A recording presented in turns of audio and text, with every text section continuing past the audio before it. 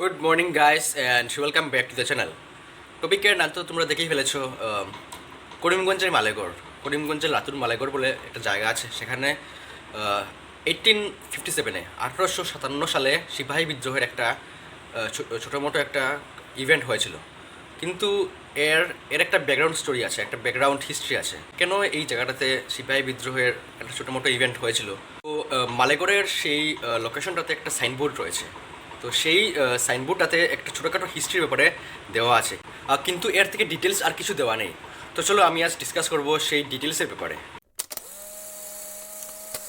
Actually British East India company was formed in the year 1680। British East India company বনেছিল 1600 সালে। তারপর থেকে ব্রিটিশের মেইন উদ্দেশ্য ছিল ইন্ডিয়ার মধ্যে এসে ট্রেড বিজনেস করবে। বাট সাবসিকুয়েন্টলি মুঘল এম্পায়ার একটু উইক হয়ে যাওয়ার পর ব্রিটিশ ক্রমশ ইন্ডিয়ান অ্যাডমিনিস্ট্রেশনে ইন্টারফেয়ার করা শুরু করে দেয়। তারপর ইন দ্য ইয়ার 1757 মানে 1757 সালে সিরাজদৌল্লার সাথে ব্রিটিশের একটা যুদ্ধ হয়েছিল। সেই যুদ্ধের নাম হচ্ছে গিয়ে পলাশির যুদ্ধ। সেই পলাশির যুদ্ধের পরবর্তীতে ব্রিটিশ পুরো বঙ্গদেশ মানে বেঙ্গল ক্যাপচার করে নেয়। তারপর সাবসিকুয়েন্টলি পুরো ইন্ডিয়াটাই ব্রিটিশের কবজায় এসে যায়। তারপর কথা হলো গিয়ে সেই ব্রিটিশ ইস্ট ইন্ডিয়া কোম্পানির ব্রিটিশ আর্মিতে অনেক ইন্ডিয়ান সিপাহীরা আর্মি হিসাবে কাজ করতো। তো কী হয়েছিল, ইন দ্য ইয়ার 1857 মানে 1857 সালে ব্রিটিশ একটা গুলি বানিয়েছিল, কার্তুজ। সেই কার্তুজটার পেছনের দিকটা মুখ দিয়ে ছিঁড়ে ওটা বন্দুকের মধ্যে ভরতে হতো। আর ওই বন্দুকটার নাম ছিল অ্যানফিল্ড রাইফেল।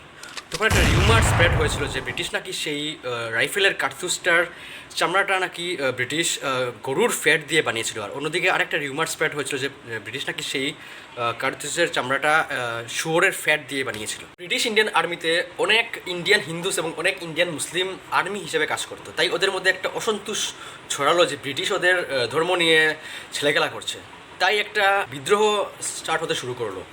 তো মেইন বিদ্রোহটা শুরু হয়েছিল আজকের ওয়েস্ট বেঙ্গলের ব্যারাকপুর বলে একটা জায়গা আছে, ব্যারাকপুর। সেই ব্যারাকপুরে ব্রিটিশ ইস্ট ইন্ডিয়া কোম্পানির বেঙ্গল নেটিভ ইনফ্যান্ট্রি বলে একটা রেজিমেন্ট ছিল। সেই রেজিমেন্টে মঙ্গল পাণ্ডে বলে একজন ইন্ডিয়ান সিপাহী আর্মি হিসেবে কাজ করতো। তাই উনি ছিলেন একজন হিন্দু ব্রাহ্মণ। তাই উনি অনেক রেগে একজন ব্রিটিশ অফিসিয়ালকে খুন করে দেন। তারপর উনার নেতৃত্বে পুরো বিদ্রোহটা ছড়িয়ে যায় অল ওভার ইন্ডিয়া, মেরুট হয়ে পুরো নর্থ ইন্ডিয়া। তখন ব্রিটিশ মঙ্গল পাণ্ডেকে ফাঁসির কাস্টে ঝুলিয়ে দেয়। কিন্তু সেই রিভোল্টটা এগেনস্ট ব্রিটিশ পুরো অল ওভার ইন্ডিয়ায় ছড়িয়ে ছিল। তো আজকের বাংলাদেশ মানে টুডেস বাংলাদেশটা অ্যাট দ্যাট টাইম ওটা একটা পুরো ইন্ডিয়াই ছিল, ইন্ডিয়ার মধ্যেই ছিল। তো বাংলাদেশের মধ্যে একটা জায়গা আছে চট্টগ্রাম মানে চিটাগাং। সেই চট্টগ্রামের মধ্যে একটা বেঙ্গল নেটিভ ইনফ্যান্ট্রি একটা ক্যাম্প ছিল। তো সেই ক্যাম্পের মধ্যেও বিদ্রোহ রিভল্ট স্টার্ট হয়ে গিয়েছিল। তাই ব্রিটিশ কী করলো, সেই সিপাহীদের কী করলো, ধরে ধরে চট্টগ্রামের জেলের মধ্যে বন্দি করে দেয়। তো চট্টগ্রামের জেলে বন্দি থাকাকালীন গুপ্তচরের মাধ্যমে মণিপুরের রাজার একটা চিঠি আসলো জেলের মধ্যে বন্দি থাকা সিপাহীদের কাছে। তো মণিপুরের রাজা সেই চিঠির মধ্যে লিখেছিলেন যে ব্রিটিশ নাকি মণিপুরকে ক্যাপচার করতে চায়। তাই মণিপুরের রাজা সেই চিঠির মধ্যে লিখেছিলেন যে যে করে হোক চট্টগ্রাম থেকে কিছু ইন্ডিয়ান আর্মি যেন মণিপুর চলে যায়। তাই একদিন রাত্রেবেলা ইন্ডিয়ান সিপাহীরা ঠিক করলো যে জেল ভেঙে যে করে হোক পালিয়ে মণিপুর যেতে হবে। তাই একদিন রাত্রেবেলা ইন্ডিয়ান সিপাহীরা জেল ভেঙে ব্রিটিশ আর্মিদের খুন করে আর জেলের মধ্যে থাকা বন্দুক, কার্তুজ, বোমাটোমা সেগুলো নিয়ে ওরা চট্টগ্রাম থেকে পালিয়ে যাত্রা শুরু করলো মণিপুরের উদ্দেশ্যে। তো চট্টগ্রাম থেকে মণিপুর যেতে রাস্তার মাঝপথে পড়লো লাতুর মালেগড়। তাই মণিপুর যাবার সময় ওরা চট্টগ্রামের পাহাড় পর্বত ক্রস করে আজকের বাংলাদেশ এবং ত্রিপুরার বর্ডার সাইড ক্রস করে ওরা সিলেট ডিস্ট্রিক্টের মধ্যে ঢুকে আজকের করিমগঞ্জের লাতুর ওই পাশের লঙ্গা নদী ক্রস করে ওরা লাতুর সেই মালেগড়ের টিলাটার উপরে ওরা উঠে আসে ইন্ডিয়ান সিপাহীরা। আর এটাই হচ্ছে লঙ্গাই নদী, আর তার পাশেই রয়েছে মালেগড়ের টিলাটা।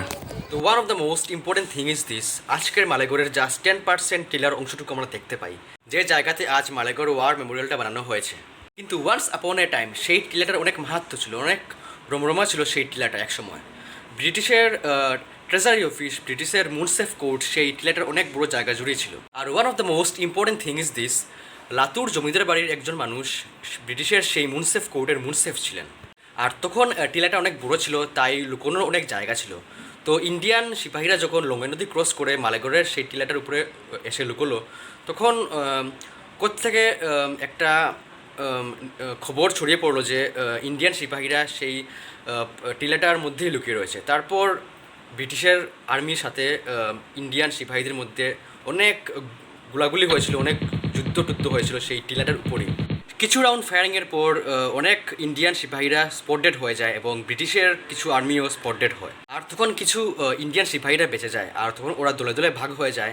আর দলে দলে ভাগ হয়ে যাওয়ার পর ওরা ওদের নেক্সট জার্নি শুরু করলো মণিপুরের উদ্দেশ্যে।